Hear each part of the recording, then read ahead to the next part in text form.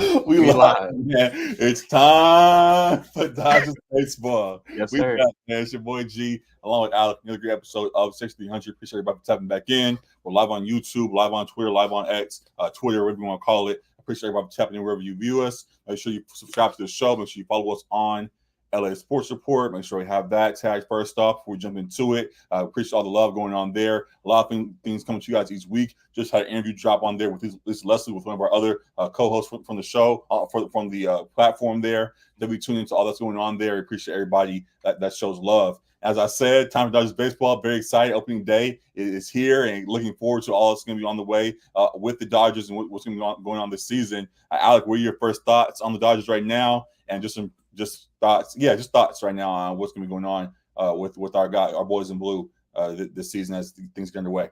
Yeah, I'm excited, man. I feel like it's been a long time since we've had baseball. Right. For Dodgers fans, longer than we would have wanted since we got bounced in the first round and didn't make that World Series run last year. So it's been a long offseason, but it's been a fun offseason with the additions we've made, of course, namely the one pictured here in the center in Shohei Ohtani. But this big three we got right here at the top of the lineup should be a very exciting 1-2-3 punch. And I'm looking forward to them putting a whole lot of runs on the board. The Ohtani scandal with his interpreter threatened to maybe overtake the storylines, but I think it looks like we're going to be out of the blue. Okay, I was going to ask, just Shohei scandal diminished his Dodger debut. You said so no on that.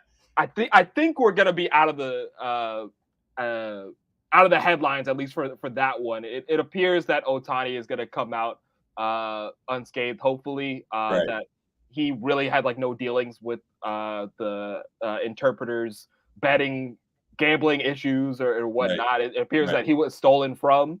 So I hope that is the case. I'm sure they're going to do thorough investigation, but no MJ here. They tried this. They tried the jokes. Try to get a guy out of here with that. But no, he as you said, appears to be clean with it. So yeah, excited to see him on the diamond now finally. Absolutely. So we'll have just baseball to focus on. We'll be able to keep the main thing, and that's huge. Because don't want to go into the season with a whole bunch of controversy swirling around us. But high hopes for this Dodgers team. I think their over/under for wins is set at like 103.5. Mm-hmm. I think they could hit that mark. They had 100 wins last year with a kind of banged up starting rotation throughout the year. They brought in as well. They brought in Tyler Glass now. They brought in Yamamoto, who's struggled a little bit in this spring training, but hopefully he can kind of find his footing. But the pitching should be better, and obviously the offense is going to be that much better with Ohtani in the lineup. So I expect another division crown for the Dodgers in the NL West. It's going to be a pretty loaded NL West between them and the Giants and the Padres and the Diamondbacks, of course, who made their deep run last year. But I expect the Dodgers to be in that cream of the crop this year. Definitely gonna be fun stuff. As someone who's still learning, I got the jersey on. I'm excited for the season. We tuned in more as things play out for sure. But as someone that's still new to it, we heard obviously as you kind of went down the list, heard a lot about Ohtani, heard about new additions. Once we get past all the new guys, what are the other storylines we paying attention to with this squad this season? Are there any other big stories across this squad beyond Ohtani and the new guys on the roster, or is that really the appeal for us this year? That's the main thing. I feel like Yamamoto is going to be a big one just because he's struggled a little bit so far, and he's the second biggest, highest paid guy now with the next to Ohtani, with that contract that he got. So I think the spotlight's going to be on him. Spotlight's going to be on Glass now, as I said. In terms of younger guys on the roster, Gavin Lux just coming back from that injury where he missed last year. And he's kind of struggled to find his footing defensively. So microscope's going to be on him a little bit, but we've seen him even in these last couple of games. I saw he hit a home run the other day against the Angels. So he's finding it at the plate. If he can find it in the field, I believe they moved him to second base, and Mookie's going to play shortstop for this season, and Muncy at third. So it should work out. I think that's another storyline too. Just Mookie starting at shortstop. This is like the third position he's played for us, and he said he's trying to win a Gold Glove there as well. So excited to see what he can do at that spot. But yeah, there's a lot to watch for this season for sure. Very, very cool. We'll be tuning into it all. Excited for it. We'll have our talks every once in a while as things play out, and excited for it. As the last thing, we did cover a little bit last year as we were learning, as I was learning and asking you about things. And a big topic for us was just, I guess, some of the hot seat of David Roberts. Is it still the same situation with him this season, or is he in the clear now with all the new guys on the roster and what appears to be a very fun squad now in LA? There's always going to be pressure. It's similar to the Lakers, even though the Dodgers haven't won as much as the Lakers have. But there's always going to be pressure to win in LA and win as a Dodger. And winning just in the regular season isn't going to be enough. So I think the pressure is going to come when it gets closer to postseason time and when it gets to postseason time. That's when it's going to really ramp up as far as the hot seat if they don't perform as expected with these huge key additions that they've made. Because I don't believe that they will struggle. I feel like he's learned how to put together pretty dominant regular seasons, even when they've had, like I said, they had a banged up starting rotation last year, pitching wise, and managed to get through it with a whole lot of young arms and a really talented offense, which they're going to have again, and even more talented. So I think the main thing is just going to be not wearing guys down in terms of the pitching, like making sure guys can make it through the regular season healthy as possible. And then it's going to come playoff time where his seat gets a little bit hotter and the butts clinch a little bit tighter, maybe. But I think I mean, we've won what, like 10 division titles in the last 11 years or something like that. So we get that part done at least. Yeah, it's the playoff time where the eyes are definitely going to be on him for sure. Got it. So we'll talk about that more as things play out. Obviously, there's a long season ahead of us, and like I've been saying, just very excited for all of us on the way. Not to put you on the spot, but just the last question before we get out of here. Okay. While we have high hopes for the Dodgers, and we'll just as fans hope that they go all the way. On the other side, who will we face in that World Series potentially? That if you had to make a prediction, who would be there facing us in October? Coming out of the AL, that's a good question. I mean, Houston, as much as I hate those cheaters, they continue to be dominant in the playoffs like year in, year out. So they're always our biggest rival right now. What did you say? Are they our biggest rival right now, fan wise? I think it's always going to be the Giants, but Houston's got to be right up there with the Giants, though. I see a lot of Astro hate these days. So just checking the temperature. So I'm with you on it. I think the commissioner Manfred, like he's the reason why, because they didn't really drop the hammer on the Astros like they should have. So, but yeah, Houston's gonna be in there. Of course, the Rangers coming off a World Series. I forget sometimes that they won the World Series last year. Yeah. But the Rangers have to be considered a threat as well. I want to say like someone from the AL East potentially, but like the Yankees were kind of disappointing. The Orioles have a whole lot of young talent, and they kind of popped last year, made the playoffs, but didn't make a run. They potentially have a shot at it. Real quick, since you brought the name that came to mind, prayers to Baltimore, what just went down. Yeah, I hope that it's going to be a powerful, I guess, opening day when that scene goes on, having that community together after the tragedy that just went down. So just a quick thought, since you brought the Orioles, just prayers to them and hope that city recovers strong. Absolutely. That was real tragic to see that with the bridge collapsing. So prayers definitely to all those families that were involved. And that should be an emotional opening day, as you said. Yeah. But I think Astros, Rangers, maybe someone out of the AL East. Like I said, maybe Baltimore. Yeah, I mean, like you said, it's way too early to see baseball. I was pulling the card to see what happened. It's all good to have a direct answer, but definitely we'll be talking about things as it plays out this season. Looking forward to a fun Dodgers season getting underway by the time you all tune into this online. So appreciate everybody that's tuning into this part. Again, make sure you follow us on LA Sports Report. A lot of great stuff coming to you guys each week on the platform, and we'll surely have a lot more Dodger content for you guys as the season goes on. So that's it on that front.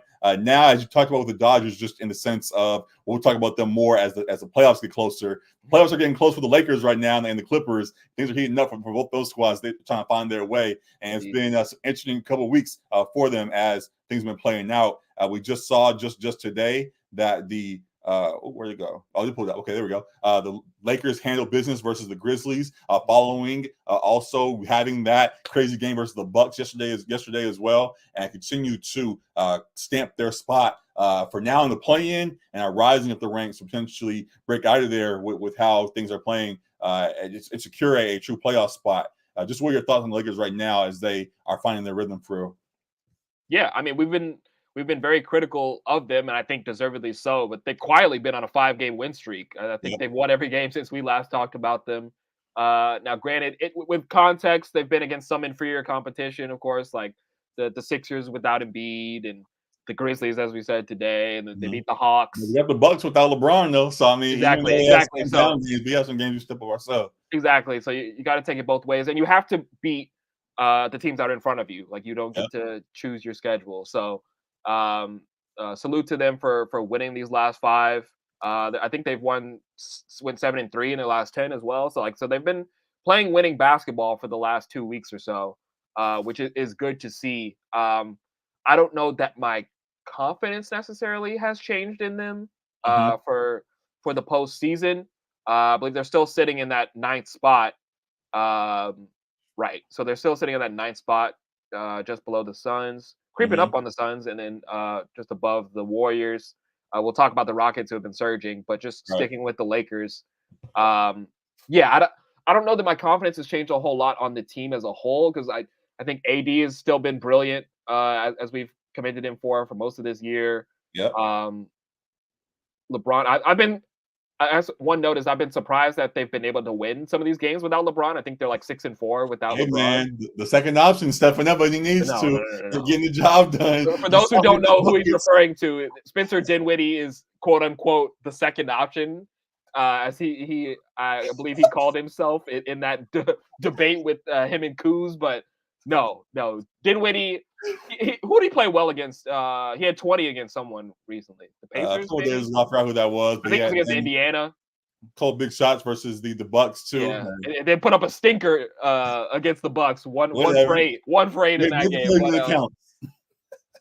as long as, like I said, we won the last 5. So if we're playing winning basketball, I'm not going to get too mad at Dinwiddie. Yeah, But that's just a running joke we've got because G was on that train with him being a second option as well. But I yeah, I believe. mean the Lakers. My view on them hasn't changed a lot since we've last talked. I think they are still kind of a play-in range team. Like I said, I think I can see them getting as high as 6th. Um, but I'm glad that they've been able to put together a stretch of wins because that's something that we haven't been able to say for a lot of this Yeah. year. So. Yeah, we have the same belief, Justin, and we like what we're seeing from them. They're starting to turn their corner, which is appreciated, but they still may be in that playing range with how things are going. And while we have some more of a realistic approach, there are some folks that are ready to jump the gun and have been coming out with some crazy takes. And I just want to remind everybody, once at a time right now, Laker fans, don't get too excited, or we get excited, but Yeah. let's not start jumping to grand conclusions now that we've won a couple good games. I saw a few tweets over the last couple of days starting up. Let me make sure see if I can find it. Folks saying we want Denver in round 1, guys. Wait, Nick Wright said that? Nick Wright said it, but a few Laker fans have been saying it as well. Like, oh yeah, that makes sense. And if we get them out the way early, we have a real run to the finals after that because they're our biggest opponent, guys. No, that is a team. I'll be on my knees praying that we don't have to play I don't want to play them until we absolutely have to.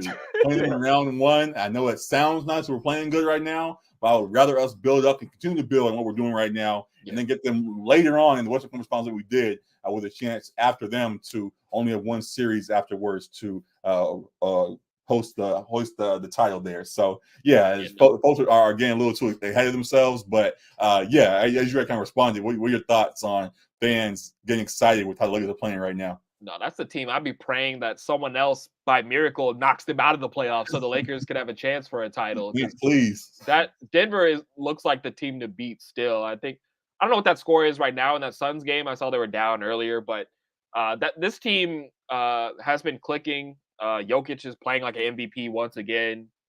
They have like just the right formula of guys around him, and they all play off of him so well. Yeah, they play solid defense. Just Aaron Gordon has been the perfect piece for them since they traded for him. KCP is great. Jamal Murray turns into a superstar in the playoffs. Mm-hmm. Like this is a team that every other team in the NBA should fear. Like they're the team to beat. And that includes Boston, who has already locked up the 1 seed, already locked up playoff contention early. But I believe Denver is the best team in the league. So I'm certainly not saying we want Denver for Nope. a Lakers team that is I'm good. starting to find their footing. No, Right. no.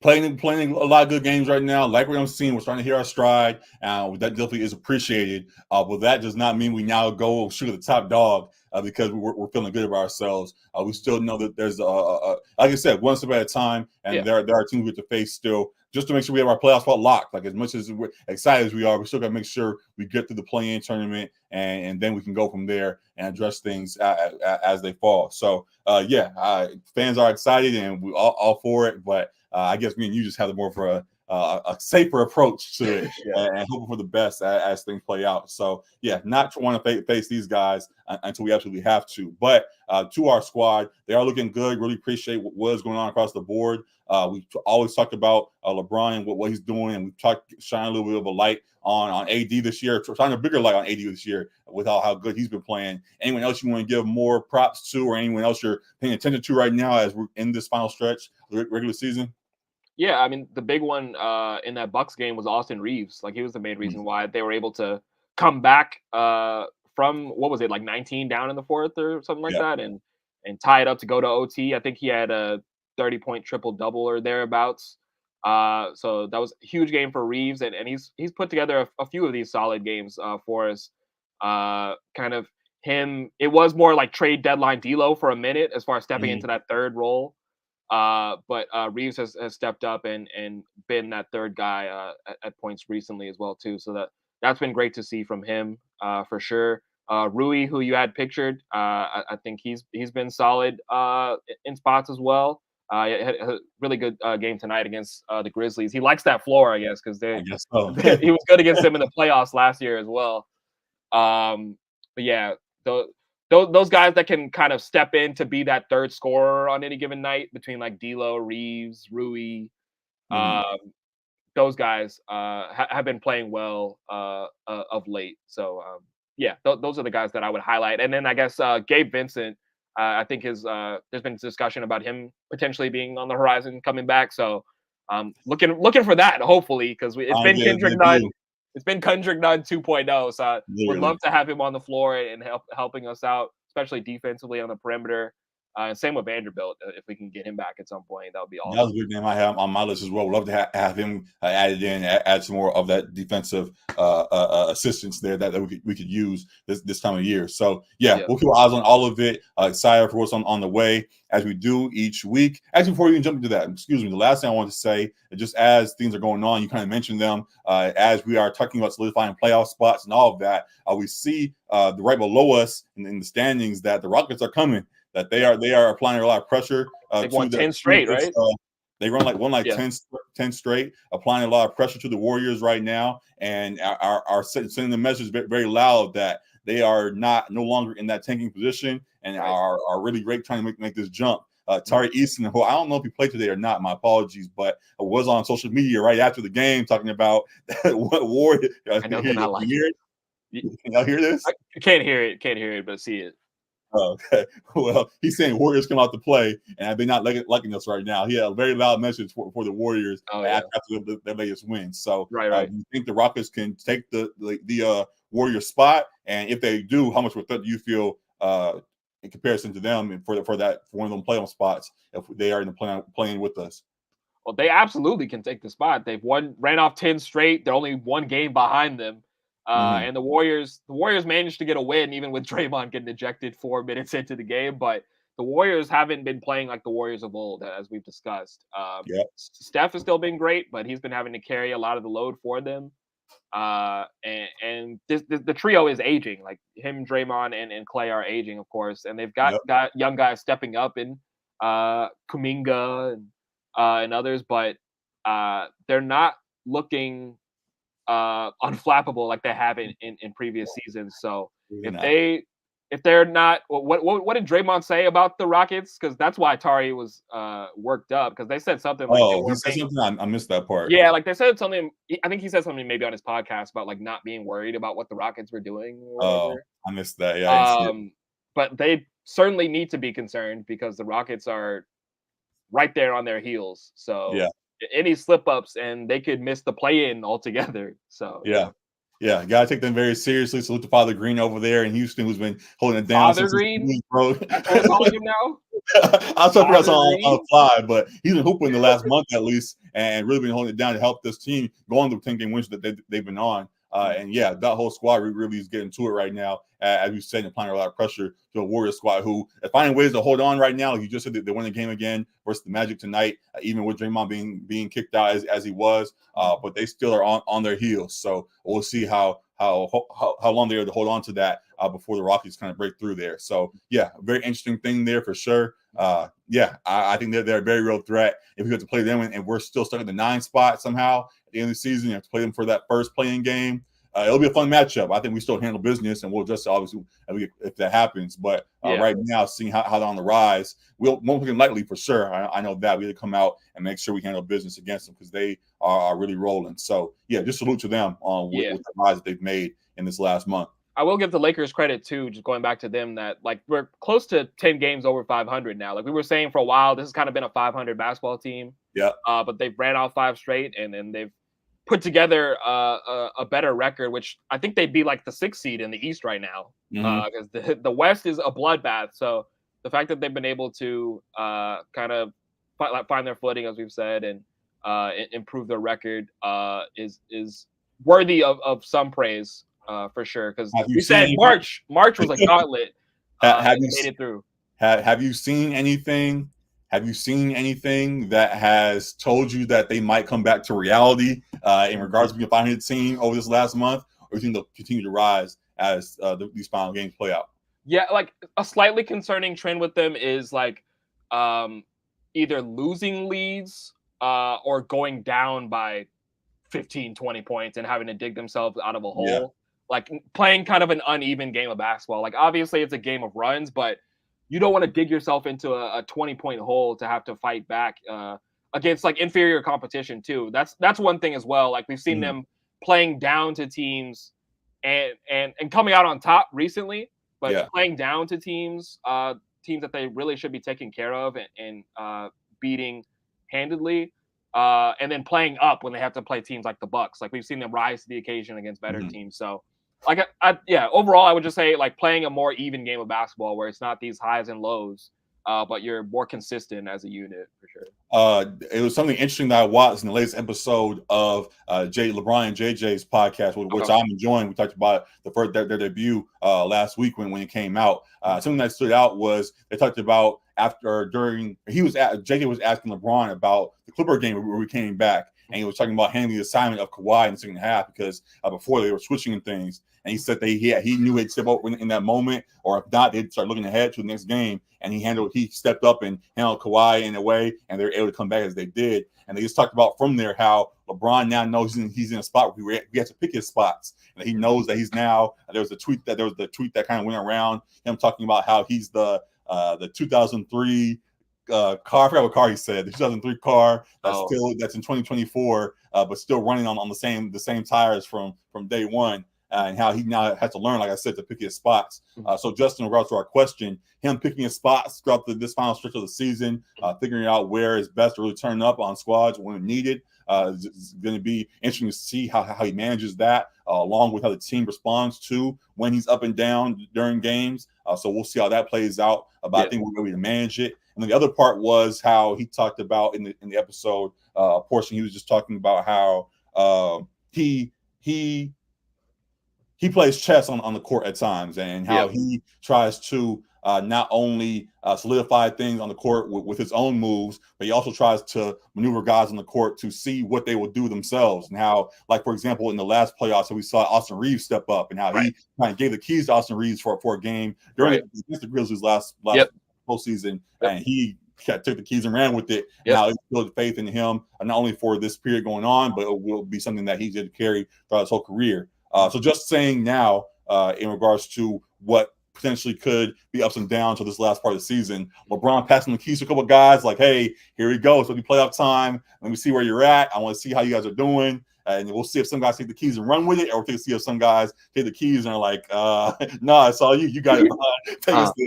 So that's something that I don't know if it will slow us down, but it's interesting to see how that'll play out. We saw, for example, early on in the season, LeBron had a couple of moments he was trying to champion Cam Reddish, and we haven't heard much more of that since then, respectfully. So seeing if a guy like him can re-solidify himself as a playoff piece will be nice to see, and just seeing how all these guys continue to rise as we make this final stretch. So we're paying attention to that, and hopefully it continues to work positively as we make this final run. So yeah, excited for it all. For sure. So yeah, a lot of good stuff there. What I was going to get to before I jump back into this was just as we do where we are right now. We talked about how we've on a bit of a win streak right now. By this time next week, we'll have played the Pacers on Friday, the Nets on Sunday, and the Raptors on Tuesday. Also, you see on the screen just to mention them, the Wizards on Wednesday, so maybe we react after that game on Wednesday, and then the Cavs on Saturday, the following Saturday, and we'll have a couple episodes in potentially by that time. But yeah, Alex, by this time next week, how the Lakers be looking? Yeah, we got a nice little kind of soft road trip here. Like these are teams, the Pacers are in playoff position, but the Nets and Raptors, these are three teams that we should beat. The Pacers are going to want a little bit of revenge there. That was that 150 to 145 game or whatever it was, or where no defense was played. But they're going to want their get back on their home floor, so that might be a tough one. But I mean, it's nice that none of these are back to back until the Tuesday, Wednesday one, so they do have a game in between. But I think it'll just be good for them on the road, just getting that camaraderie and gearing up for the playoffs as well. But in these three, like I think they should win all three, to be honest. And the way they've been playing in terms of winning 5 straight, like this is the first time where I'll say confidently that I think they will win all three. Like for the full season, I haven't said that. I've been like, they tend to kind of trick one off. But I'll say they win the next 3. So I'll say the 8-game win streak for the Lakers. 8-game win streak, and I'm gonna go ahead and co-sign that as well. Like just believing in the guys right now, like you said, for a lot of the year we've been saying we would love to say 3-0, but usually ends up going 1-2 like that. This time I think it actually goes 3-0. We've had the Pacers number somewhat since the in-season tournament and all that kind of stuff. The Nets are in a squad who are a real threat at the moment, and then the Raptors are finding their way still with guys in out of the lineup. Respect to RJ Barrett, who's been going through some things. We'll see how we match up against those squads as we go against them. But yeah, I think on our end we should be able to handle business and get 3 more. And I'll go ahead and add in the Wizards since they're on Wednesday. We'll be back. That should be 4. Yeah. It should be 4 at least. So, I'll say we push this to 9 games and continues to get us going if we get close to the playoffs. So, 9-game win streak sounds great. Hopefully it comes true and we all handle business this week. And, we'll be back after the Wizards game to talk about it all and excited for what's on the way here. So, a lot of good stuff with the Lakers here. Any Laker comments you want to end on, or is that it for you? I think that's it. I mean, the Darvin Ham takes have kind of silenced a little bit. That's what winning will do. Yeah, that's what winning will do. Cures everything. Yeah, exactly. Suddenly he's not the worst coach of the league anymore. Right. I think we pretty much covered it. Like we said, hopefully this 9-game win streak can come to fruition for the Lakers. That would be huge. So, Absolutely. So we'll be tuned into it all. Looking forward to it. We'll have more reviews for you guys, more reactions to you guys next week on LA Sports Report. Make sure you guys are tuned into the platform. Appreciate all the love. Subscribe to the show, and we'll see you guys then. Now that is all for the Lakers side. Going to the Clippers side, they're finding their way still. We had a lot of high hopes for them after they figured things out. After the James Harden trade started off kind of shaky, they had a real high going into the All-Star break. Since then, things haven't been playing out the best as we would have liked. Westbrook got hurt, and they've been finding their footing again. And they had a nice win tonight, reacting after the Sixers game. They escaped against them 108-107, which was nice to see. Still some questions about where they stand in comparison to the confidence we had heading into All-Star break, as you mentioned. So how are you feeling about the Clippers right now? And just do you still think they have? Do you still think they're championship caliber as we believe they were a few weeks ago? I don't know that I'd say they're championship caliber, just because it's been a little bit more than a slump. It feels like they've kind of been struggling Mhm. with some of their not even philosophies. It might just be kind of an effort thing. I talked Uh-huh. about James Harden and Terrence Mann on the perimeter being the front line of that defense, just like has not been working of late. Mhm. Specifically, Harden too has kind of been getting picked apart on that end. Right. And he talked about being the system, and he has been great as a Mhm. playmaker on offense for them. But on the defensive side, he's kind of fallen back into some of those ways that have hurt his teams in the past.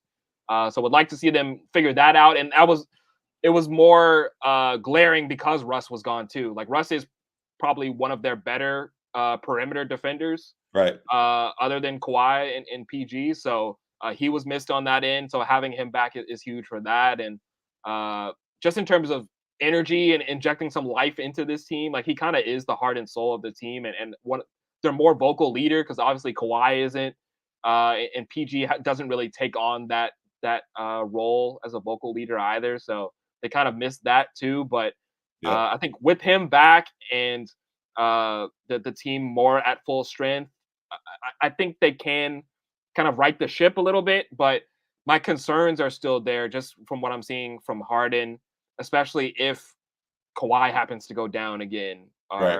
or if PG and Bruss go down, or something like that, and we're relying on Harden to be this consistent piece in the playoffs again.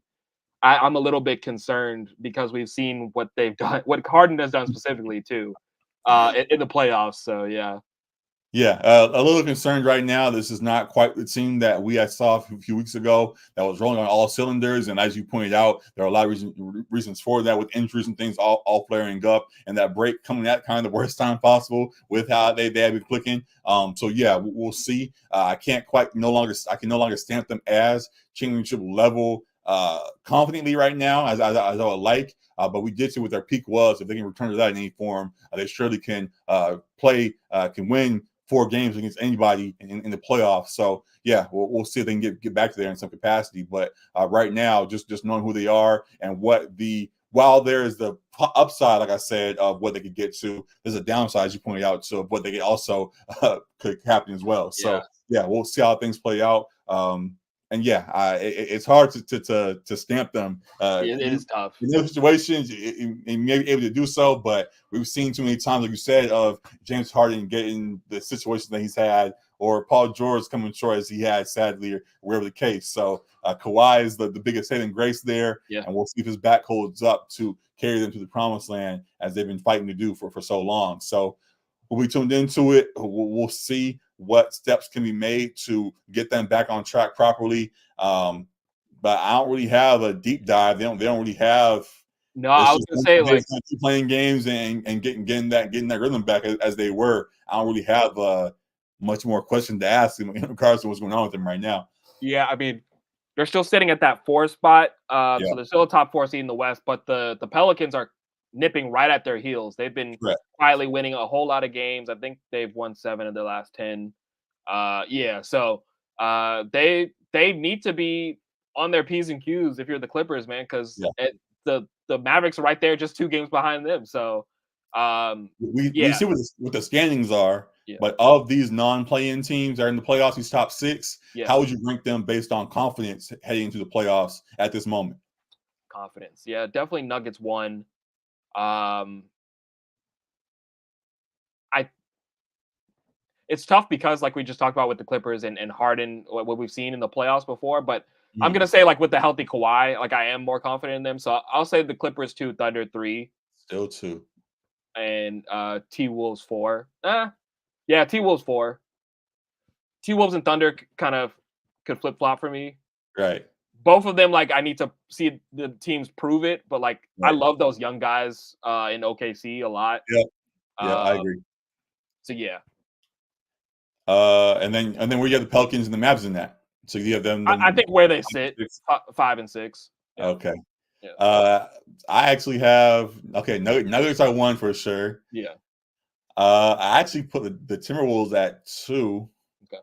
because I think playoff wise, slowing down the game could benefit Cat when he returns could benefit Rudy. Though we have seen him have his struggles in the past, and this new situation they figured out now in Minnesota with how well they've been playing, I think he could right the ship finally and be impactful as we've seen him in regular season in the playoffs as well with them there. So I have them there. Then I put the Clippers at 3 potentially. 3, okay. And then it gets tricky after that for me, actually. I think the Clippers are 3. I guess with us talking about the Clippers, we'll stop there. But yeah, just I had them 3rd just because of the upside that they do potentially have of having Kawhi and PG and all of them. If they click, it all could go well compared to these other squads. But it's not a big gap at all between the teams below them ranking wise as we're doing. And I might actually even I'll maybe not do too much. I'll put Nuggets, Timberwolves, Clippers, Thunder, Pelicans, and the Mavs as you also put. I almost jumped and put the Pelicans ahead of them because I do like how Zion is playing. They match up really well with the Clippers. And they match up real well with a lot of these squads. So they very well could, confidence-wise and beyond the standings, really make a jump ahead of these teams. But no, we still respect what these other squads are doing right now as well. And I think the Thunder, if they can carry over what they're doing right now in the postseason, surely will be a problem for anybody that they face. So yeah, just interesting stuff for sure. But yeah, the Clippers at 3rd. They have the talent to be a top dog for sure. They just gotta go and get it done. It's not really much more than that for me right now. Yeah. I'm right there with you. I think they got to figure out their struggles defensively and just kind of get clicking again as they were, because the pieces are all there that were thriving when they were before. So yeah, I think that's just an internal thing. I think it's Jim Jackson, I think, who's on the broadcast for the Clippers as well, and he was saying like maybe potentially this road trip that they have upcoming, where that, like I said, for the Lakers, or you get the chance to build camaraderie kind of on the road and continue to build that chemistry and playing in different cities. Maybe that can help them kind of regain their mojo back. But yeah, they need a spark of some kind. I was hopeful that Russ can be some of that, and I think he is a little bit. And it was nice that they got a win tonight. But it's going to have to be more than just Russ coming back. Like they have a couple things to figure out. So for sure, definitely hear you in that. A little different for the Clippers though, in regards to their road trip coming up. We talked about the Lakers episode. You guys can watch that clip and what we had to say about them. And with them, their schedule coming up was pretty easy. They had the Pacers respectfully. They had the Raptors coming up, and the Wizards and somebody else coming up over the next week. Meanwhile, the Clippers got the Magic, who are very respectable. The Hornets, who they should be able to handle that. But then the Kings and the Nuggets all coming up over the next week. So, yeah, it's going to be a little bit harder to get that mojo back and get some just nice, easy wins for us in the midst of this road trip right now. So we'll see how they handle it. Hopefully they still, even with the challenges, come out on top. So, yeah, by this time next week, Alec, you see how the squads that we have coming up, how you think the Clippers will manage. They've been playing like 2-2. They've been playing like 2-2. I would say, on the optimistic side, I would say 3-1. I don't think they beat the Nuggets, although I think they can make it a great game. Yeah. And then the Kings would be like my concern as well, just because they can be a high octane offense. But I think they can beat the Magic. The Warriors hung on to beat the Magic without Draymond tonight. And I definitely think they beat the Hornets. But Kings and Nuggets are of course going to be the toughest opponents. But I'll say 3-1. Yeah, that sounds about right. And while that is the case, we also know the Kings put up a good matchup and are trying to find their stride as well too. So that should be a barn burner as it was a couple times this season. We remember last year too. It was like 100 and double overtime, triple overtime, or something. 50 points or whatever that was in that double OT game. Yeah. So always a fun matchup there, and hopefully the Clippers come out victorious in this one. I think they lost that one last year. Yeah, I think so. So yeah, we'll be tuned into it all. I hope for the best for them. I think I had this pinned. I'll go ahead and mention it real quick. Again, it's just it ain't how you start, it's how you finish. Hopefully, even through these woes, they finish strong and come out on top. And leading into the playoffs, we talked about with the Lakers, they can head into the playoffs confidently and can build into the championship squad that we see the potential of them becoming. So, yeah, we'll stay locked in on what's going on with our Clippers for sure. I will have more comments as things play out. We'll be back next week. We may be back just in general on Wednesday after that Kings game. And then we'll have more conversation for sure after the Nuggets game when that plays out too. So stay around for all of it. Excited to talk about what's going on with them. Excited for this final push in the regular season, and hope for the best as things go on. So good stuff on that regard. I definitely appreciate y'all for tuning in again. Follow us on LA Sports Report. A lot of great stuff coming out for you guys there, and we'll see you guys again real soon in that regard. Going on from there, that's all the pro things going on the college level. We have the tourney going on, and that surely has been fun. And while most years we talked about, we usually jump straight to the men's side because how all the fun things going on there. This year we're going to the women's side. There's a whole lot of fun stuff going on the women's side. They got the LA teams in it too. So. LA teams are in it right now. Juju is doing her thing in there, and then the SC squad is playing well, and very excited for what's on the way with them. Also, UCLA has a fun match with LSU in the next couple of days, and that's going to be a very interesting one with a lot of folks having a lot to say about LSU, and really going to be rooting for UCLA to upset them and quiet the LSU squad that folks have been tired of, are growing tired of media-wise over the last year as they've been on the run they've been on. So looking forward to both runs continuing on. Which way you want to start with that, and any comments as we go on too? We can start with USC. USC. Go ahead. What are your thoughts on Juju and how she continues to roll over there? Yeah. USC was great through those first 2 rounds. Truly took care of business. A couple other teams had some minor scares in their games, the higher seeds, but like as we talked about, like the tournament tends to go chalk at least for the first 2 rounds for the women, and it mostly did. But yeah, USC truly took care of business in their first couple matchups, and I think what they've built there around Juju has been great for that program. The people have talked about, like, the USC is not just a football school now; they're also a women's basketball school. Never has been. Yeah, you're right. But now they're a women's basketball school as well. They got all the stars coming out to their game. They got the alumni coming out. Lindsay Gottlieb has been great for them as the head coach. Yep. And yeah, I think Juju just maturing already. Like, as a player, she's only 18 still, and I think she's got to be 18 at the end of the season. But she's finding ways to impact the game, even like beyond the scoring, which she's elite at. And Coach Gottlieb put her in positions and made adjustments to where they were able to dominate in these first 2 matchups. So yeah, I think USC is really cooking and has a shot to advance even further. I'm just a little worried if they match up with UConn in that Elite 8, but we'll get to that. We'll cross that bridge when we get there. We'll cross the bridge when we get there. For right now, again, also really enjoying what we're seeing from them, and hope that it continues on. Sorry for looking down, pulling up the bracket myself right now, and currently we see that where are they at?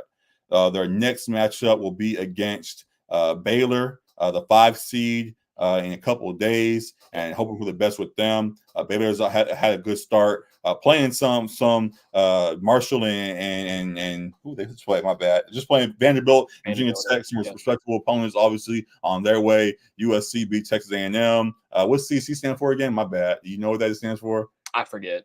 Yeah, whatever. They played that Texas A&M squad and had business there, beat them by 30, and then went on to have business versus the Kansas Jayhawks squad with another double-digit victory over them as well. And hopefully it continues on. It leads to essentially, that you talked about, the matchup versus a team like UConn or even Duke. Both the squads are very legit, and it'll be fun to go head-to-head with them. Do you think USC can go all the way, or do you think there's a spot in there where they might get held up? In my bracket, I got UConn beating them. I think they're like a better overall team. They obviously, I mean, Paige Beckers is great in her own right, and I think I heard Gino saying if you've actually watched, like, she's the argument for the best player, and I'm like, people did. I don't go that far, but people did forget she was the one before Caitlin. For sure, she had all the hype, and everybody was like, "Oh, she's the one. She's the one." For sure, really snatched all of that. But he's got to hype up his girl, and she's one of the 4 Player of the Year finalists. So she, by all means, she's a great player herself. But I think Caitlin and Juju might have surpassed her just a little bit. But I'm concerned. While I think Juju is probably the best player of both teams in that matchup, I think UConn has a slightly better unit. And so I'm a little bit concerned about that matchup. I do have UConn winning that one, but if they get past them, I guess they could potentially see Iowa maybe in that Final Four round. Yep, we'll love to see So that. that would be awesome if we got Juju versus Caitlyn. Yep. Um, but yeah, I think this USC team, they're a 1 seed for a reason. They've been playing great ball. They play really tough. Um, they have more than just Juju too. I'm blanking on what was number 25's name on USC. Um, my apologies. It was Mackenzie Forbes. She's a hooper in her own right too. She's great. Yep. And has stepped in as kind of like that second option there. So yeah, I think USC has a chance. Like they have a chance to make a run. As I said, they're a 1 seed for a reason too. But I'm a little bit concerned about that UConn matchup. Yeah, definitely hear you in that. You're the UCLA guy, so I see why you would pick UConn in that one. But No, I no, think, yeah, I think it's not about USC, that. I think USC if they can handle Baylor as they should, going into that game will have enough momentum built up to I think continue to roll against UConn squad that obviously is very respectable as well. And with something that we haven't seen or are getting accustomed to, and not seeing UConn be quite as dominant Not as they dominant, yeah. once were. Kind of They South were a squad Carolina that was now. Yeah. they were South Carolina for a while, and now they are still great, Yeah. but can be beaten if the right squad like Juju and USC, if they head up against them, has a chance of doing. So yeah, we tuned into it, and again excited for it. I do think they can go all the way with the talent they put together there, which is very surprising. Seeing the level that they've reached in the best way, surprising, I'll say. And yeah, just hoping for the best as things play out there. On the other side, we see what is going on with UCLA and how they may be matched up. They're going to be matched with LSU in the coming days, and that's going to be a fun match as we talked about. Could lead to them into playing Iowa, or we'll get the LSU Iowa matchup that everybody's waiting for as well. But yeah, any thoughts on UCLA as they are on their way through the tournament as well? Yeah, you call yourself trying to call me biased against USC, but I got UCLA losing to LSU. I got USC going a little bit farther than them. So Uh-huh. I think this is gonna be a great game. I'm rooting for UCLA to win, of course. Yeah. I want to see them beat LSU, but I like the talent that LSU has a lot. UCLA kind of has, as I've said, like it's more of a collective, more of a collective Yep. unit team. Whereas LSU kind of has the name brand stars and Angel Mhm. Reese and Haley Van Lith and Flauge. Um, I, I think it's going to be a great matchup. I'm definitely going to be tuned in for it. Mhm. Um, obviously, all my homies hate Kim Mulkey, so of course we're rooting against Kim Mulkey Oh and God. LSU, but they're a tough team to beat. They're the defending champions as well, correct? So Yeah. it's going to be hard to knock them out. And if they do, major salute to UCLA. Right. But yeah, this is going to be a great one. I'm definitely going to be tuned in. Going to be a great matchup. Love seeing all the talk that's been going on with them. Ever since before the tournament, we saw the fights they were getting in, all kinds of stuff, and Yeah. folks getting all riled up about LSU. Even before the fight, folks just haven't feeling the way about LSU all season, as they have gone from being champions to now the most hated, I guess it appears, this season, and that car on their back has still propelled them into a position as they are to be on their way potentially to repeat. But yeah, just excited for what's on the way with this game. It's going to be a very fun one. Yeah. What are your thoughts about people's reaction to LSU at this point? You kind of made the joke about everybody hates Kim Mulkey and all of that, whatever. Yeah. But do you think that this is what your thoughts on the star power that this LSU squad holds, and I guess the importance of it in this moment? Yeah. I guess like the stars have kind of, like I said, like because no LSU player was a finalist for the player of the year. Like Angel Reese Right. wasn't on that list, but she's still one of the better players in college ball. Yeah. It's just no slight to her. It's just other women have been really, really balling this year. But Right. she's still great in her own right. I know there's been like some criticism of Haley just in that point guard role, like it not being her natural position Right. for LSU. Like she's more of a two guard, and so she hasn't really seemed like as comfortable in that fit running the Mhm. offense as the point guard. But she's still been productive in her own right in transferring from Louisville to LSU. Yep. So yeah, I think they're going to be a formidable opponent. for sure. And I think they have the chance to make a Final Four again too, if they play everything right as well. Got it. Yeah, yeah. Very, very. I've been enjoying what all been going on there. I know, like I said, people have been feeling a way about them, but I appreciate how they have been staying true to self, even through all the noise that been thrown their way. Angel Reese continues to stand on just being the proud person that she is, and won't let folks get to her, and continues to cash out as much as she can, and continues to rack up all the endorsements and whatever, and continue to build her brand in a very great way, along with Flage and all the other people on the squad that are doing their thing. And it's been cool seeing them turn to and in a way, slightly cool to see them turn into the building this year, while still being able to maintain their success as they've gone along. Excuse me. So just continuing to root for them a bit as they go on in their careers, and we'll see how they hold up against UCLA squad, who has shown they can go up against anybody this season as well. So again, we tuned into it. Very excited. You said you picked. Actually, I don't want to hear your pick yet, because I want to do a second chance bracket. But for the women as well. Okay. Do you think there will be any? I asked this carefully. Do you think there will be any agenda in place to get to make sure LSU handles business versus UCLA, and we get that LSU Iowa pairing again? I don't think you get a fair whistle. I don't think there would be any agenda pushing there. I joked about it on Twitter about the whistles that Iowa was getting, because they were in a bit of a scare in that second round matchup at home. Who were they playing in that second round? LSU had a scare against Middle Tennessee last game too, before they broke away, and a lot of folks were online. Yeah, but they really broke away though. Like, they broke away because of the whistles, and a lot of people were saying that, like, hey, y'all keep giving them the whistle, like, what's the deal? So I'm not. Hey, I'm just telling you what I saw online. A few folks I saw there was a couple of questionable calls. Like, one of the foul calls on that Angel Reese drew, like in the post where the Middle Tennessee player fouled out, was a little questionable. It looked a little floppish, for sure. But I wouldn't blame it all on the calls. Like, I felt like LSU really turned it up defensively, and just their intensity in that third quarter. I think it might have actually been like late second quarter, but they turned it up to another level. I felt like that Middle Tennessee wasn't ready for. So I wouldn't just give it to the refs and the whistle. Like, I think there was actually their play. I'm not giving it just to that. I'm just saying it might be there. So I mean, there's always sometimes a little bit of favoritism, but I don't know that like LSU is like America's sweetheart, or the league sweetheart by any means. Like, I think Caitlin Clark gets a little bit more of that, and Iowa gets a little bit more of that, but no, I wouldn't be concerned about that going into this matchup.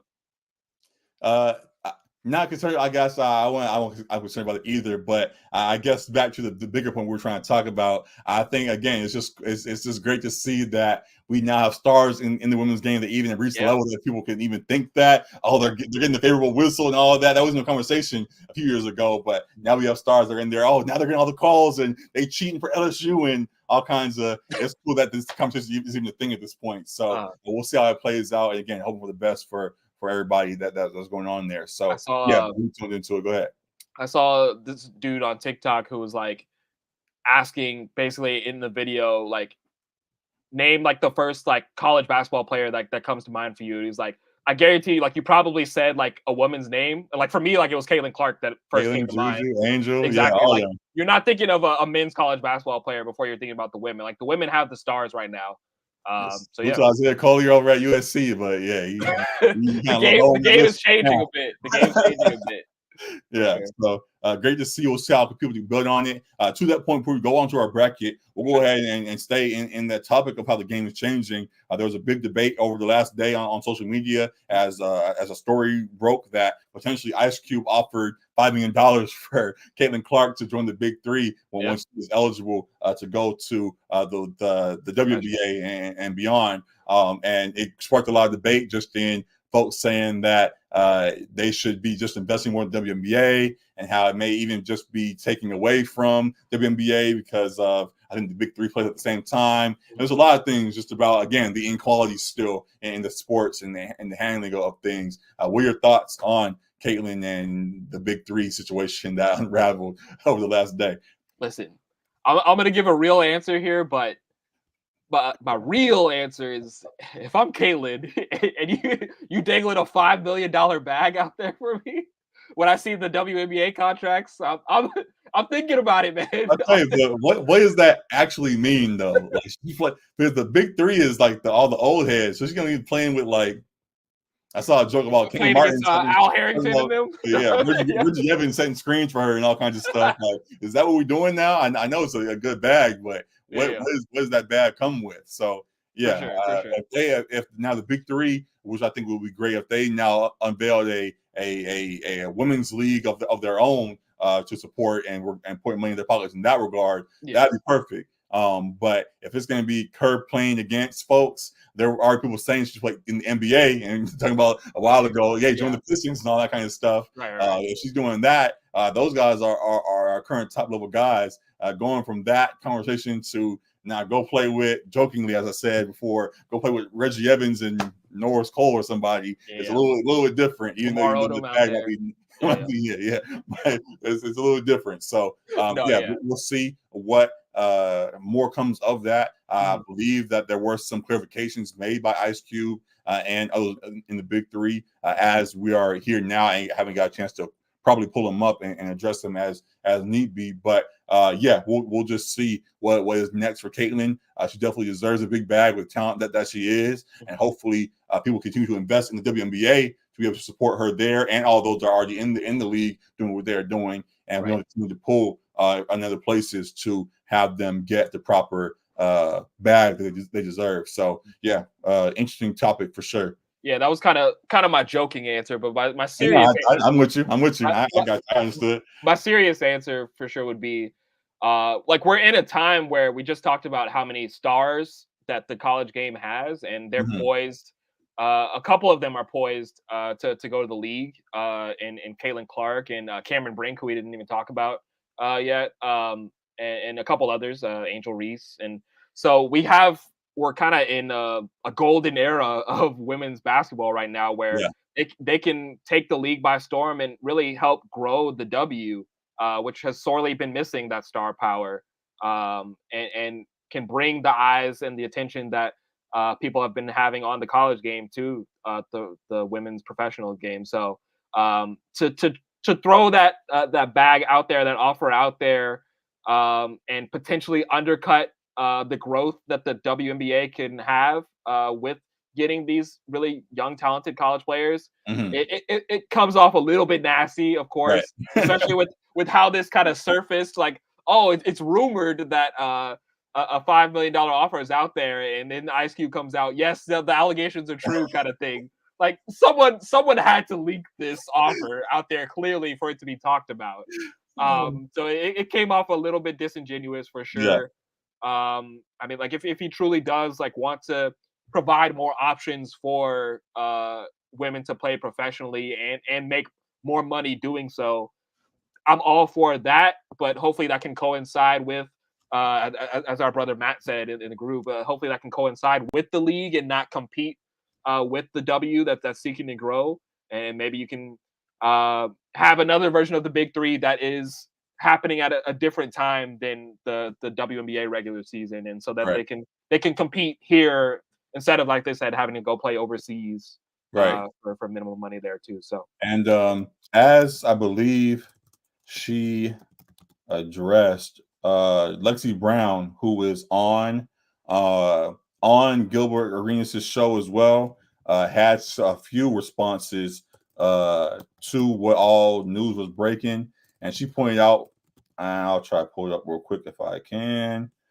Just for example, that there already is a league here, and for example, to mask it, and this I want to uplift and support WNBA players and women athletes is kind of a cop out, is something that she said amongst other things. And she amongst others have been vocal just about how guys are still struggling in properly supporting the women's sports game as it rises up. As we talked moments ago, it's been impressive that now a lot of people, even the guys that were anti for a while, the first thing they think of is a Caitlin Clark or a Juju or Angel Reese or whoever. When it now goes a step further, okay, you know their names now, but are you actually going to support and continue to uplift what's going on over there? They don't do the best job yet of doing that. So people still have a bit to learn. I just hope that continues to go on. In regards to Lexi, as I was trying to bring up, her tweet that I noticed was Ice Cube's son, O'Shea Jackson Jr.,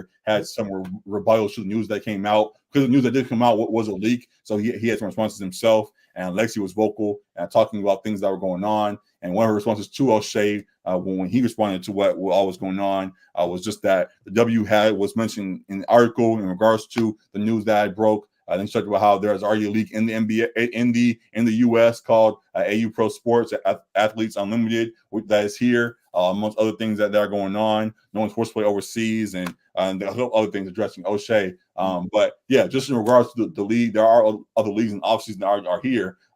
Instead of having your own league and paying for it to come to you and give them the $5 million, go ahead and give that to the Athletes Unlimited or invest in WBA or just other ways. There already are plenty of things here. The guys are getting new to women's sports and acting like, it's a new playing field for them to now invest and create their own stuff when there's already been some infrastructure placed. Excuse me. I will say it is a newer playing field for sure, because the W is like 25 years old, something like that. It's newer, but I'm saying the WNBA is already there. But there is some other pro sports there. I know there are other overseas leagues that we're trying to have them go to less, as we've seen issues going on with them. But instead of coming in like, we're going to start a new league and we're going to give them all this money, so there's already leagues here. Just give them with the money there and invest in these leagues that are already in place for the folks that properly are supporting these girls, or these women, and let them continue to cook as they've been doing. So hopefully that continues to go in the right direction. Hopefully we can learn from days like today and how to better support what's going on here. Women like Lexi Brown, who's in the WNBA herself, and hear what these players are saying, and this continues to go in the right direction. And back to where we started, rooting for Caitlin and whichever direction she ends up going after her days here at Iowa. So we'll be tuned into it all, and very interesting stuff going on over the last couple of days. It's looking like the Indiana Fever. She's going to be an Indiana Fever for sure. So that seems like she fit that market. Not even just saying as a joke, but just isn't that Iowa and Indiana? That's right. Don't get me caught up in geography, man. They're nearby, aren't they? So that's a quick drive from Iowa over. No comment. I think. But either way, wherever she goes, she'll continue to be a star. And again, excited to see how her game translates and how far she can take this with how well she's been playing already. So good stuff there. The last thing, as we will do on the men's side as well, let's go ahead and quickly do a second chance bracket, which is available online. We'll go ahead and do it on ESPN. On these sides, we kind of go chalk. We'll kind of speed through these. South Carolina, I think, will continue to handle business versus Indiana. I think Notre Dame will handle business versus Oregon State. Those are two respectable squads. Down low, I think Texas versus Gonzaga might be a good one, actually. If you want to go Texas on that, I'm not mad at it. But I think Gonzaga can hold their own too. So either way, I think I did a second chance bracket too. You did one? Well, for quickness, because but I did have Texas. Texas there. I think Stanford and Cameron Brink and those girls will handle business on that side. And on the flip side is where it really gets interesting. I think UConn does beat Duke. I think we do get the U.S. I think we do get the Paige Beckers Juju matchup there. I do too. And then up top, the hope for everybody, of course, is to get this Iowa LSU. I said Iowa had a little bit of a scare in that last game too. So. Colorado is a squad who we talked about in the Pac-12. They weren't necessarily a top squad, though they did rise up enough to be a 5 as they are. Pac-12 is battle tested, though. Very battle tested, and they upset a few squads in there. There were, I think there was that week I referred back to a couple of times where they beat USC and UCLA in the same week. I think that was among other squads as teams are finding their way. So they know how to go up against stars and handle business. So this Iowa team, if they can slow down Caitlin even a little bit, may have some room to upset them. But we'll go ahead for now and put Iowa LSU as the matchup. You said LSU over UCLA, so I sped through it. But that's my pick. UCLA is the higher squad, so we'll see. Surely going to be a dogfight we'll be tuned into. So from here is where it gets really fun then. Iowa versus LSU. How would you have that played? Yeah, I got Iowa in this matchup. Yeah. Okay. Yeah. And you think Caitlin can do enough, even though LSU is a little more stacked as a roster? Yeah, I think like LSU would probably be the team that's a little bit favored. Uh-huh. But yeah, I know Kaylin don't want to go out like that. So I'm kind of banking on just like a superstar performance like from her, and they have like two other girls on that squad that have also been picking up the scoring There's no slack one as well. team. They have talent for sure beyond just Caitlin. So Yeah, yeah, it'll sure be a good one. I actually do lean LSU. LSU does get there. I think LSU already having experience against Caitlin in that squad, yeah. up against them again. I will not want to go I, out Iowa need that revenge, like man. that. Say that again. Iowa needs that revenge. I know. I know. Iowa wants their revenge, but LSU's on their own revenge tour themselves right now. Sure. And I think they will do their best. But I'll go ahead and give that to you and say Caitlin, with how great she is, can find a way. So that'll be a fun one. Going back to USC and UConn, how would that go? You think you said UConn gets past them in this one? I got UConn. I'm fine if you want to choose USC, but I got UConn personally. I don't know we're going to submit this anywhere. So just for our own entertainment, I'm going to click USC just to see if we do get a Kayla versus Juju matchup. Hypothetically, how do you think that would go? I think that would be great. I love how this USC team plays, man. Like I said, like they're high intensity, gritty, led by Juju, who's confident as all get out as a freshman. The freshman versus the first overall pick about to be is going to would be a great matchup. I'd love to see this. I think I would slightly lean USC if USC does make it past UConn. Like I would lean USC against Iowa. Yeah. Yeah, I think the same thing. I think that's how I had when my bracket I joked about, and when my brackets I had USC get past it. We talked in our group, so I think that very well could play out. And I thought it was the same thing. If they can get past UConn, who is a loaded squad with Paige and beyond, they could go up against Caitlin and find their way to get past them, and then have a fun matchup. I actually had Stanford beating Texas. I had Stanford winning too. Yeah. I put Stanford there, and then. South Carolina versus Notre Dame. I went back and forth on that, honestly, as really? South Carolina is, as good as they are. Disrespecting Hannah Hidalgo a whole lot at Notre Dame. For sure. What she's doing with that whole squad there. I think they can apply a lot of pressure to South Carolina. But I ended up picking. I ended up picking. Yeah. I ended up picking. Yeah. What's going on? I ended up picking South Carolina in that matchup. I had South Carolina there, and then I had SC versus SC. I had South Carolina versus USC. Yeah. And will a real USC please stand up? Will a real USC please stand up? So love to see how that played out. Would you pick South Carolina in that, or would you pick USC in that? Of course, I'm picking South Carolina. This is Don Staley we talking about, man. You're a little too quick with the of course. As he's in the championship, there's no of course answer here. I think it's a good matchup either way. It'll still be a great game. I'll give it to you. But the better team will win. The better team will win for sure. I'll give it to you, whatever. But amazing to see, and hopefully we're right that Juju and this squad can get there. And excited to see by this time next week what that will look like. So yeah, we'll continue to address it all. We'll see how this thing plays out. Very fun things going on the women's side. And if y'all have any reaction to it, we'd love to hear your thoughts. So good stuff on that regard. Going to the men's side and what's going on over there. It's been interesting as well. Some fun matches have been playing out. Haven't paid as much attention to it as I have. That's where all the upsets are.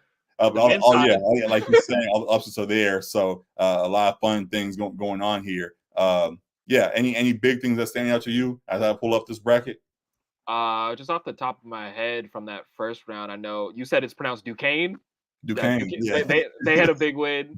Duquesne. I thought I said Duquesne. Great. Duquesne had a big upset win. James Madison, I called my shot there. They got that win. NC State, I wasn't expecting that one. Oakland, of course. Oh, that was my question. Who made you bust? What? hey. Who busted your bracket, man? Yeah, what are we doing here? You gonna answer the question, man?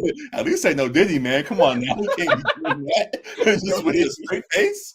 No Diddy, no Diddy. Jesus Christ. Oh my God. But who did? That's my bracket.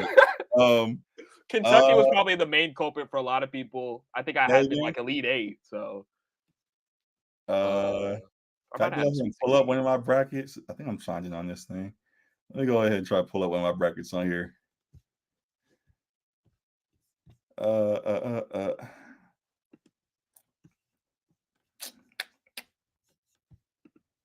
was like the main one. I think that was the highest seed I had that lost.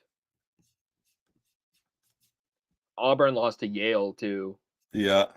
I didn't have that.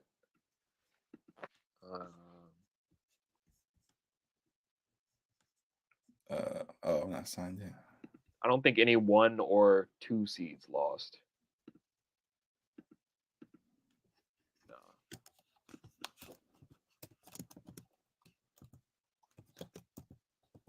Arizona took care of business despite your lack of faith.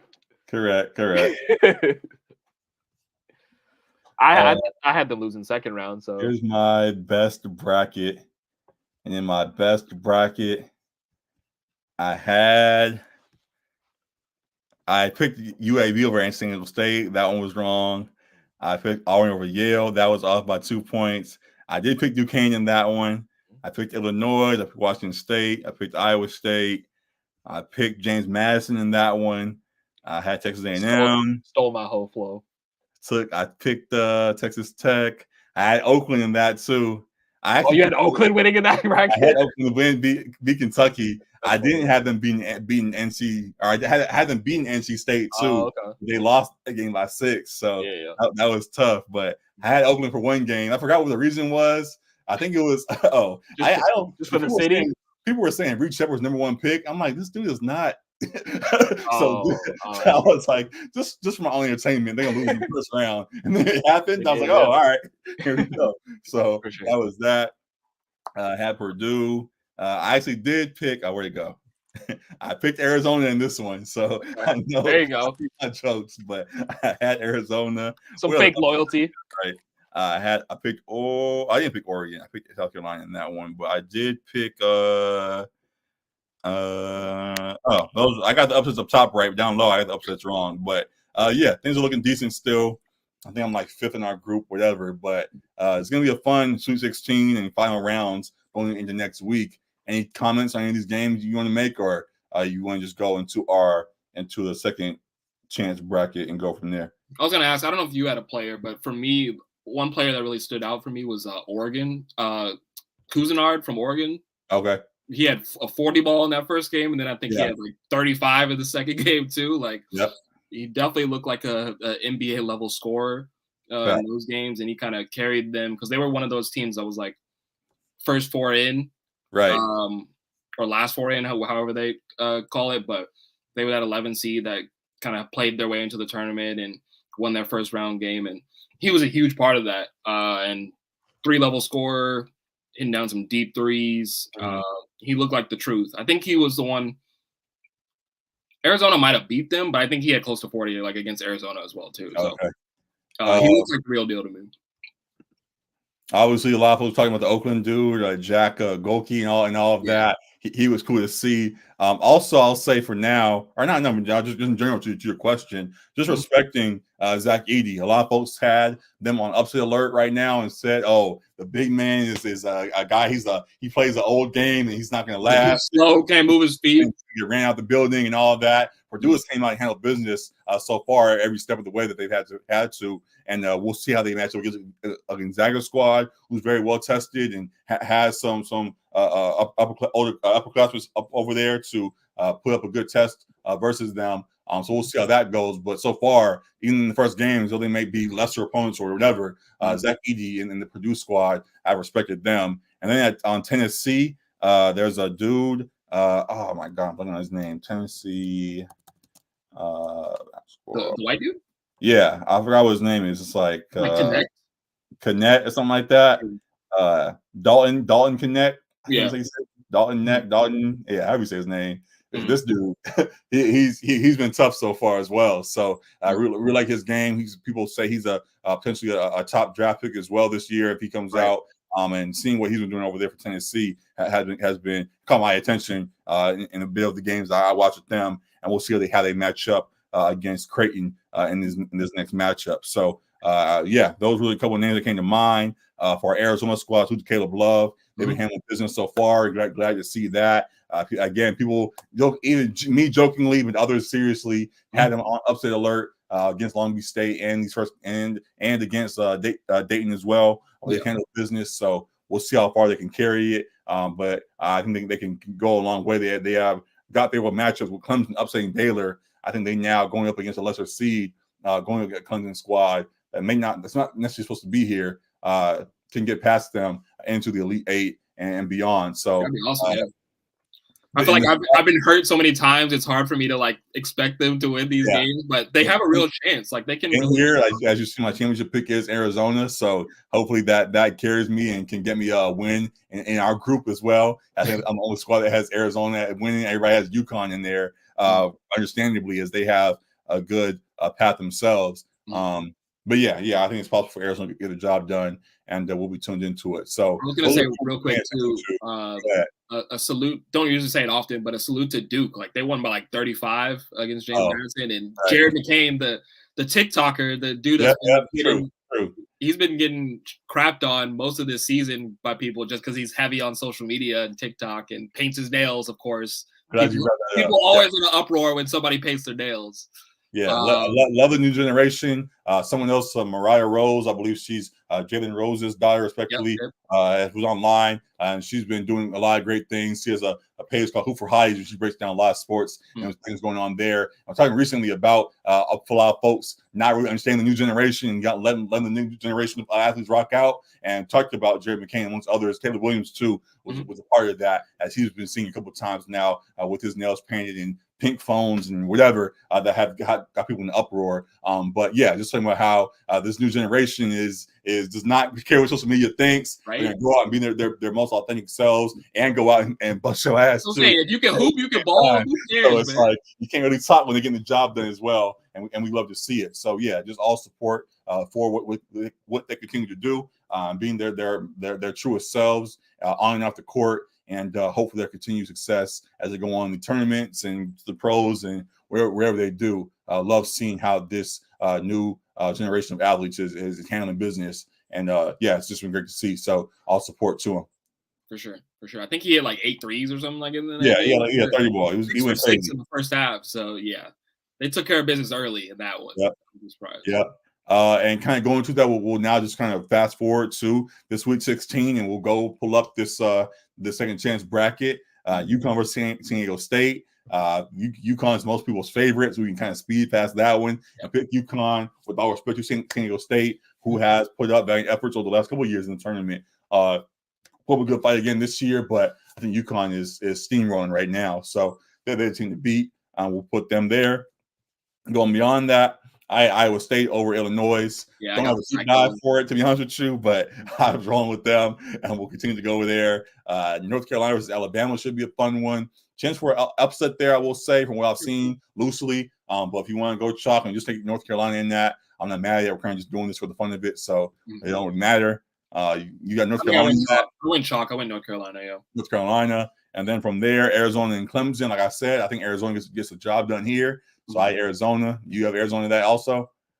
I do too. I just said I'm worried, I'm just a worried Arizona fan, but I have them winning now, Got it. On the other side, Tennessee and Creighton. Like I said, Tennessee looking good. Creighton looking good as well. So it's going to be a good matchup. But I do think the physicality of Tennessee can get past this Creighton squad. Though Creighton was battle tested by Oregon, I believe that was. But yeah, I think Tennessee gets the job done. You agree? Yeah, I got Tennessee winning that. Tennessee there. And then Purdue versus Gonzaga. We said Edey's been playing good so far. Do you think he keeps it up, or Gonzaga with their bets get past this Purdue squad? I think Gonzaga is definitely their toughest test yet, but I think Purdue does get the job done. Sure. Not mad at that at all. And then probably the best game of the group, Houston and Duke. How How you think that game goes? A very tough Houston squad, very tenacious defense that they play, and really get after folks. But Duke has showed that if Jim McCain, once others gets hot, they have the pieces around him to really get this team as far as they want to go. So you think Duke can get past Houston, or Houston continues to roll? I think it's definitely a possibility because Houston does like lean on their defense, which is elite. So understandably so. But if like the shots aren't falling or whatever, like maybe Duke can edge them out. But I am rolling with Houston because I think their defense is that good. And then they all chalk for you so far. We see how this tournament has gone. You're going to lean too heavy into the chalk. I think Duke might get that, but I'll roll for now. And then Marquette versus NC State. You going to chalk in that as well? Yeah, Marquette was one of my like teams that I saw a little bit play like before the tournament. Yeah, I think I saw them play UConn. And I really like that squad as well too. So. Got it. So then from there, Houston and Marquette, you have who? I think personally I had Houston, but I'm fine either way. We'll go ahead and roll Houston there. Purdue and Tennessee, you then have who? I had Tennessee. I like the upset there as well. I'm rolling with that.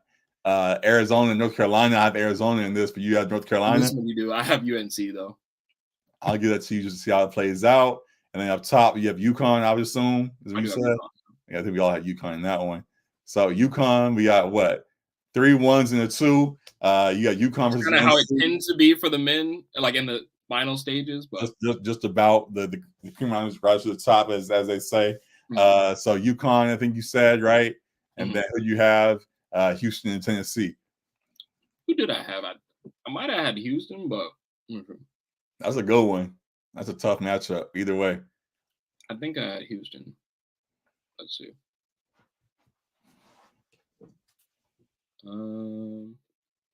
Yeah, I had Houston.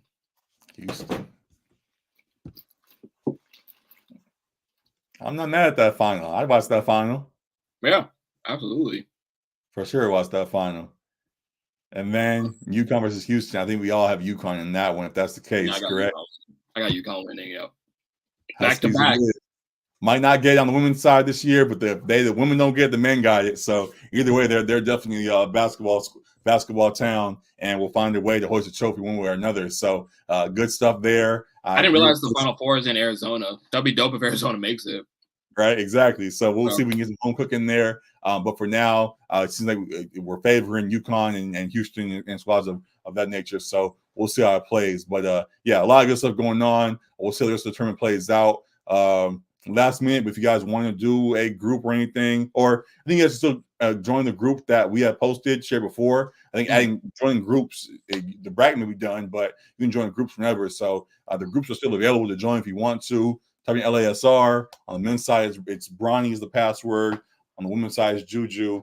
Feel free to join if you want. If you guys are seeing this. And yeah, we'll surely react to all of this as things play out. So Bronny ain't even playing.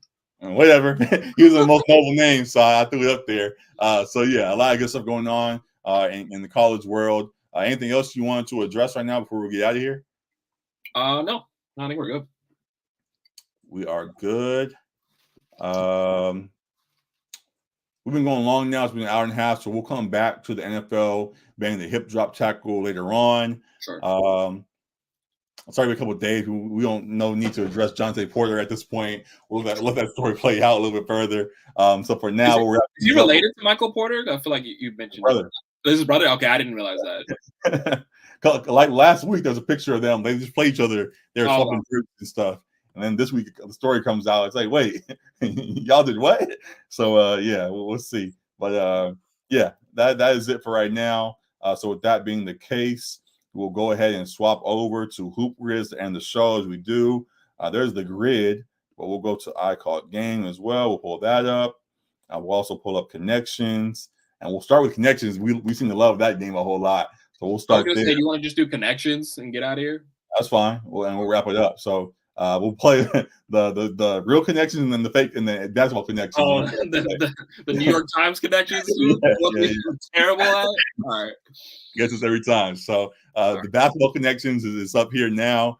We see we got why does it look different on? Is it what the heck? Hold on. Oh, what just happened? I pulled up twice. Anyways, okay, here we go. So, Bill Russell, Hakeem, Sidney Moncrief, Oscar Robinson, Manute Bol, Don Minicky, Bobby Jones, Kobe Bryant, Wilt Chamberlain, Bob Pettit, AI, David Robinson, Tim Duncan, Kareem Abdul-Jabbar, LeBron, and Mark Eaton are all the names on the list today. We define the four categories that you guys fit into and go from there. So, yeah, go ahead, Alec. What you're thinking? I'm thinking one of these is like 7-footers plus. So like Bill Russell, Manute Bol, Wilt Chamberlain, and Kareem. Who's the last one? Bill Russell. He's 7 foot. I thought so. Is he not? Maybe he was shorter. I'm cheating. It was He fine. said 10. Oh, okay. Is Mark Eaton tall? Oh, maybe. Oh, you can only select 4 players.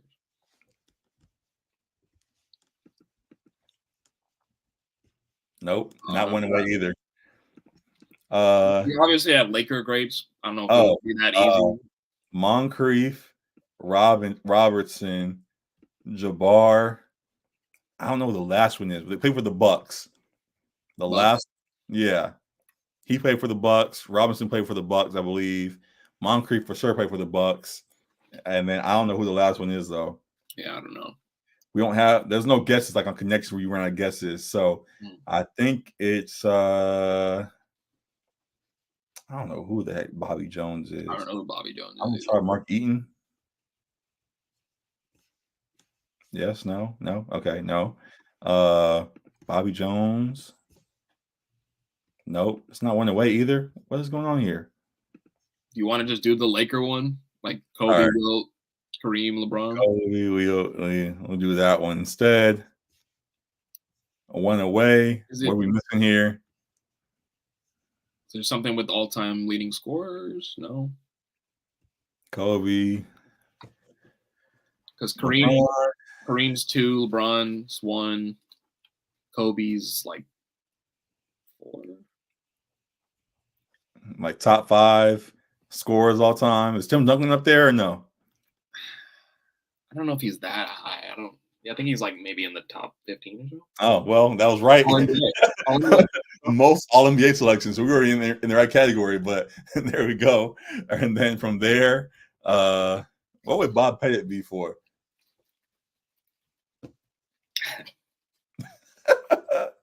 You want a hint? Sure. Big hint, small hint? Small hint. Small hint for what color? Gold? Sure. Wilt and Bill Russell. In my mind, I think go David Robinson and Hakeem. Nope. What era? What years? Is that like the 70s for them? I think that's the 70s. So maybe it's Oscar. Oscar played with them, didn't he? I think Oscar would be in there. Yeah. I think Bob was before that. Bob a little before. Yeah. Sydney. One away, not Sydney. Maybe. So Oscar's right. Oh wait, I don't know. Sydney or Oscar's right. You said you tried to do a Bucks one, right? Yeah. Who was the players for that? Well, it was Kareem, Oscar. Oh, you had Kareem in it. Okay. Sydney, and then I can't figure out the last one. And then this one, Wilt, Bill, Oscar. Maybe something like with blocks or something. Like maybe Bill, Wilt, Hakeem, and David Robinson. Nope. I was saying Bill, Wilt, Hakeem, and David Robinson. Oh, well, it said one away with Oscar. Oh, okay. We kept switching it, and it still said one away. So I think Oscar. I see.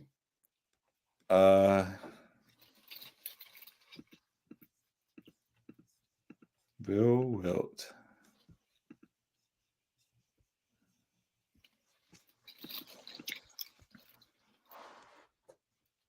Like Manute Bol obviously has a son in the league, but I don't know if anyone else had family members in the league.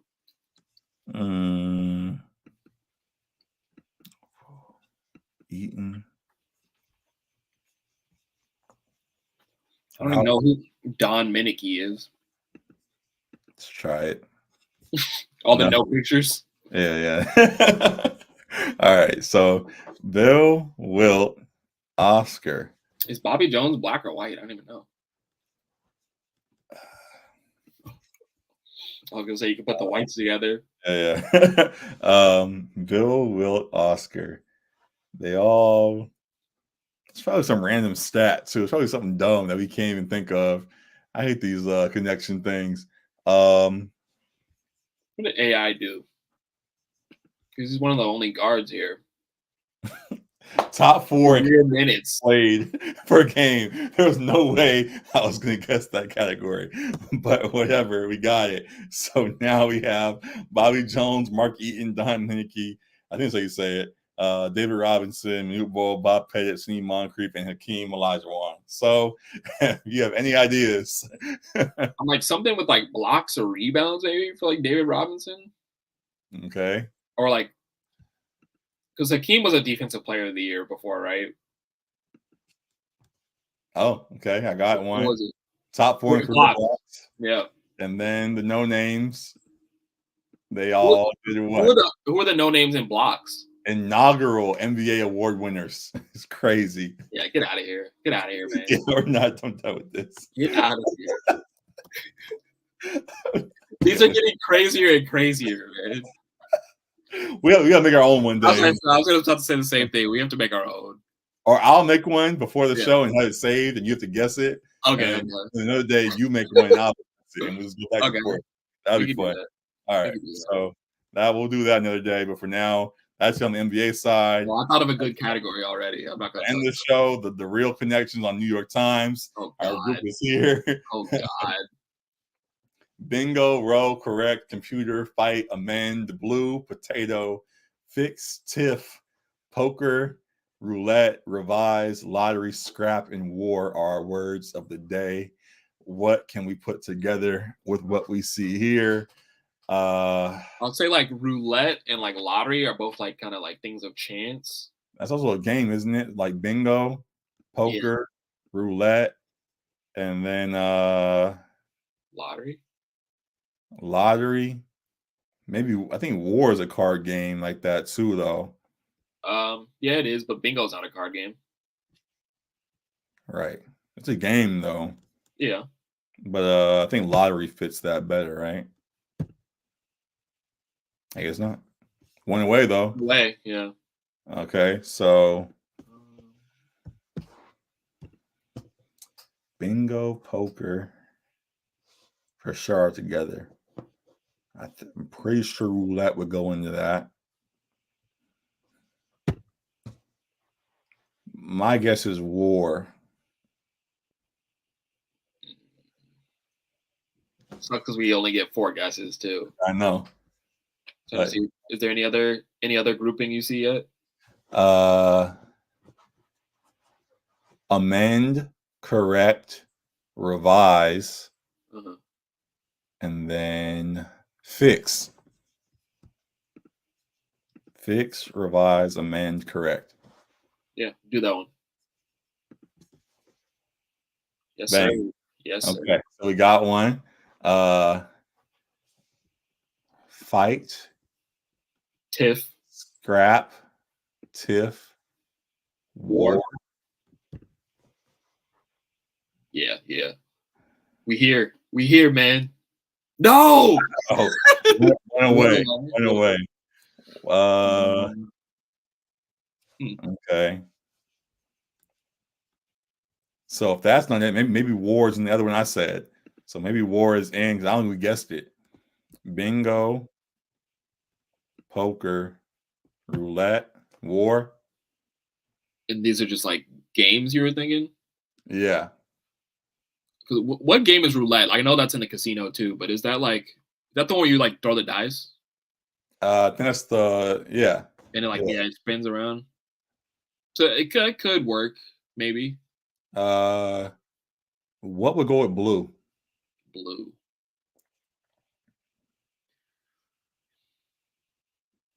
I'm sure it's some like phrase. It's like blue. I was gonna something. say it's one of those where like it goes before the other word or Yeah. after the other word.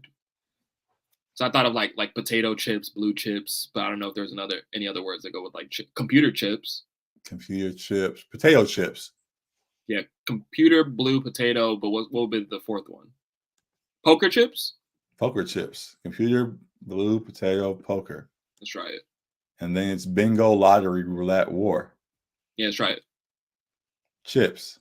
Yes, Bang. sir. Here you Yes, go. sir. It's bingo, lottery, Like a white roulette, man. war.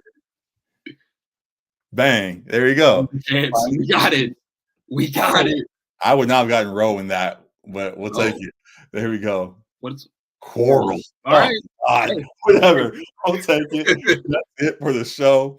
We appreciate y'all for tuning in. Definitely would love y'all help sometimes. So y'all in the chat, love to hear from y'all. But either way, thank you for tuning in. As we always say, make sure you tap into LA Sports Report. A lot of your stuff coming to you guys each week. You guys are watching live here on YouTube, Twitter, and on Twitch. I appreciate you guys watching here. But you will be able to see this in segments on LA Sports Report throughout the week. We'll have clips up for you guys coming up tomorrow as the MLB opening day gets underway, amongst other things. So stay tuned to all of that. Other interviews beyond just us will be up there as well. So stay tuned for all things going on across the platform. And again, appreciate all the love.